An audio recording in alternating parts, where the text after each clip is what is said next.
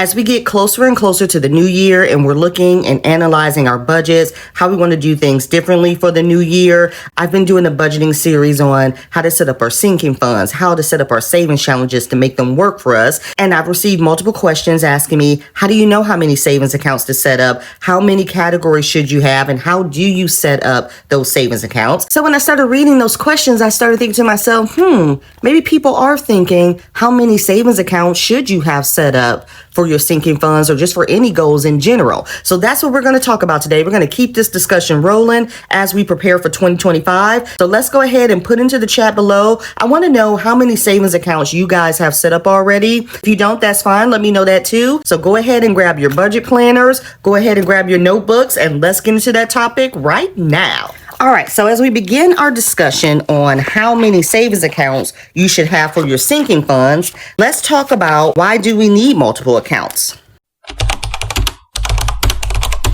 So why do we need multiple accounts? Why can't we just leave all of our money in one account and disperse it that way? When you have all of your money set up in one bank account, it can cause confusion when you're budgeting. It can cause you to overspend. And it's not as motivating. As opposed to having your money in multiple accounts, each account has its own goals, so it's easy to track. It helps you better control your spending, so you know where your money is going and you can subtract it from that account when you're budgeting. There's great motivation to see your money grow when it's in a separate account because you know what goals you set. So if you don't have multiple accounts set up just in general as it relates to your money, think about the reasons why you should have it and why you should think about getting multiple accounts if you don't have it already. Okay, another question that was presented to me was, how many accounts should I have?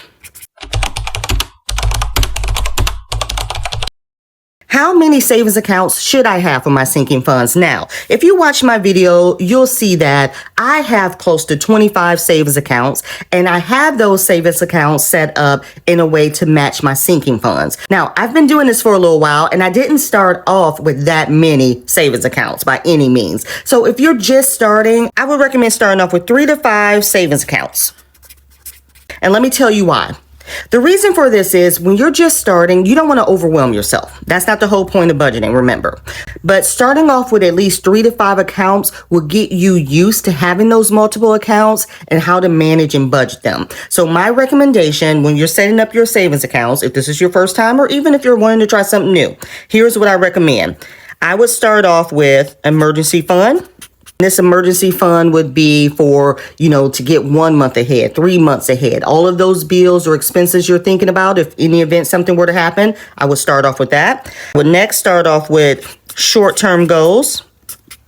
So what falls under this short-term category? I'm thinking things like your car maintenance, your home repairs. Maybe you're trying to save for your annual subscriptions and you want a place to put the money as you're saving for it because you want to pay it off yearly. So things like that should go under your short-term. Next, you should have long-term. What goes under long-term goals? Okay, well, maybe you're thinking about buying a house in the future. You want to save for a down payment. Maybe your family takes big vacation trips and you want to start planning for that. It's in the next 2 to 3 years. You want to start paying for that. Things like that should go under long-term where it's not immediate. It's not going to happen now and you can keep that money separate. Next, I would think about having a family fund.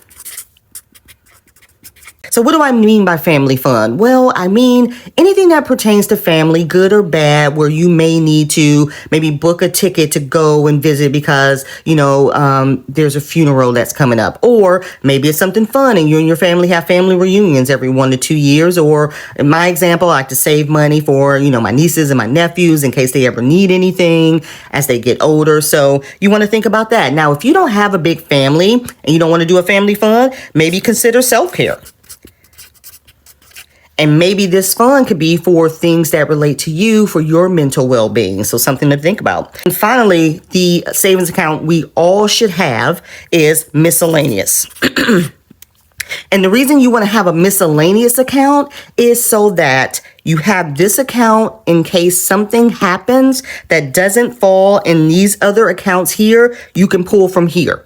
So that miscellaneous is kind of like that protection account where you're trying to set goals for these accounts. You don't want anything to touch them. Well, then use a miscellaneous account. Anything that doesn't fall in those categories, you can pull from that. When you're thinking about savings accounts and how many you should set up to match your sinking funds, this is what I would recommend in the beginning. And then as you continue to evolve and work on your sinking funds and you want to create and add more, you can start to break this apart. But these are the 5 categories that I would suggest you get started with. Now that you have your account set up and which categories you want to do, now let's talk about how do we set up that high yield savings account. So I get this question all of the time. Should you set up a high yield savings account? And my answer to this is 1000% yes. The difference between a regular savings account and a high yield savings account is how much interest you collect. On a traditional savings account, you're looking at about 0.01% in interest. In a high yield savings account, you're looking at about 4% interest or higher, just depending on which company that you use. Now, I will tell you though, that doesn't mean eliminate your traditional savings altogether. I still have traditional savings account. I don't keep a lot of money in there, but in the event something were to happen to me, knock on wood. Okay, that wasn't wood, but somebody knock on wood for me. In the event something were to happen, I have my mom and my daughter set up on my regular bank account with my regular savings account. So they will have easy access to remove that fund in the event that they needed something. So just something to think about. That's why I keep mine. Absolutely, you should set up high yield savings account. And when you're doing your research, this is what you want to look for. First of all, you want to look for a high yield savings account that has no fees. Because believe it or not, there are some out there that do have fees. So as you do your research and as you compare which ones you should use, look for the ones that have no fees. Next, compare rates.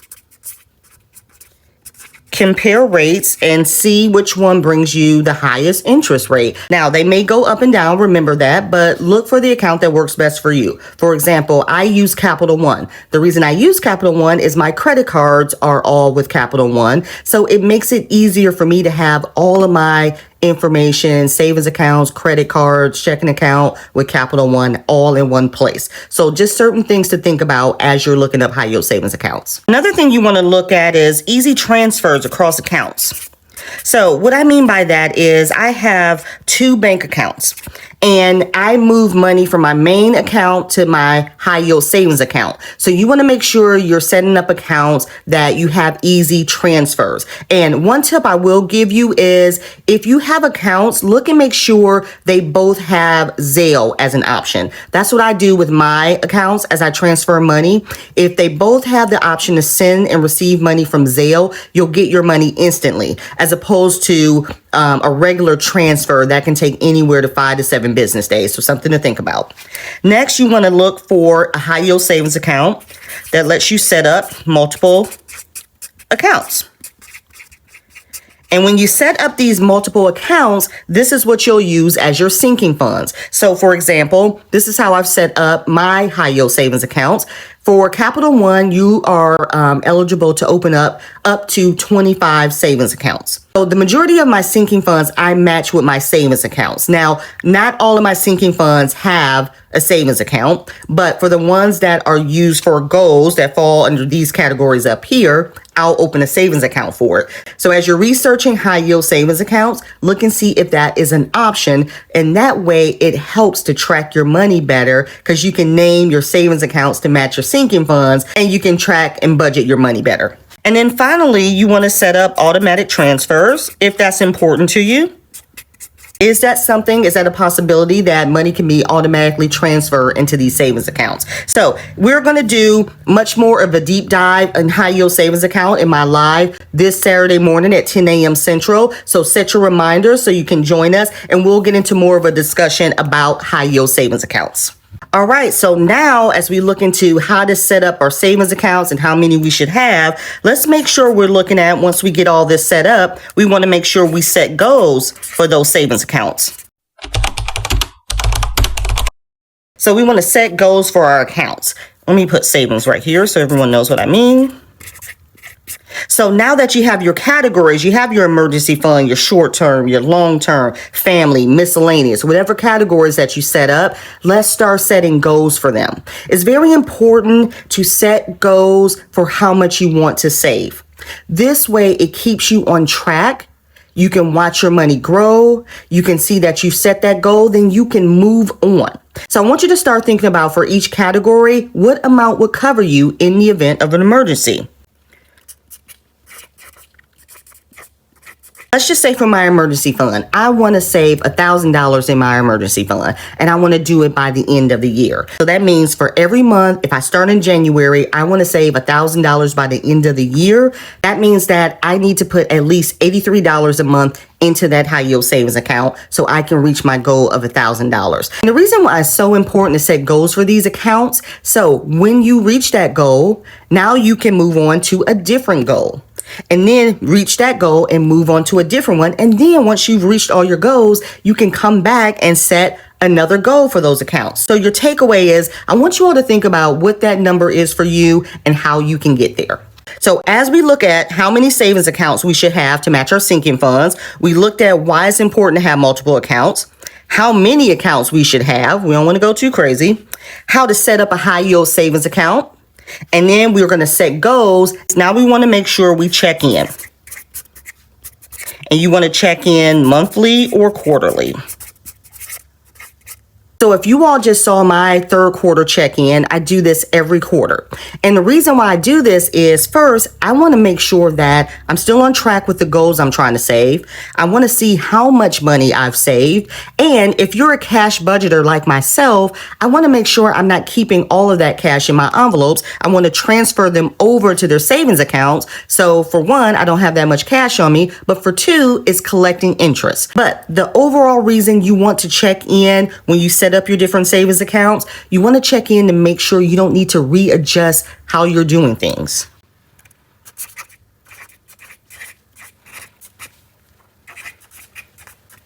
Okay, so what do I mean by that? So with our emergency fund example, I said that I wanted to save $1,000 by the end of the year, and that meant I needed to deposit $83 a month. Well, maybe I did a check-in midway, halfway through the year, and I've noticed I haven't been able to put that $83 in. So now if I want to reach my goal, now I need to readjust how much I need to put in there every month to meet that goal by the end of the year. So when we talk about setting up our goals and having multiple accounts, see how that's motivating? See how that keeps you on track to say, wait a minute, I'm not where I should be. This is why, let me readjust some things. So when you have multiple savings accounts, it's not just the matter of having those multiple accounts and collecting interest. It's also a matter of staying on top of your budget and what your purpose was for setting up those accounts. Because remember, the reason why we're setting up these multiple accounts in the first place is to be intentional with our savings and our goals. So I hope this video helped you to understand a little bit more clearly how to set up your multiple savings accounts for your sinking funds, how many you should have, and what you should be looking at when you set up those accounts. I know a lot of work goes into it, but with anything, when you're trying to save your money and be intentional with your savings, it takes a lot of work. But once you get it down, you will have it down, and it will get you that much closer to financial freedom. So I hope you guys enjoyed this video. Make sure you hit that like button. Don't forget to subscribe if you haven't subscribed already. We are on our road to 10K subscribers by May, and I really need your help getting there. Don't forget, we're going to go into more details to cover high yield savings account on my live this Saturday, 10 a.m. Central. You don't want to miss it. And if you do miss it, don't forget to catch the replay. And until then, I'll see you guys next week. Bye.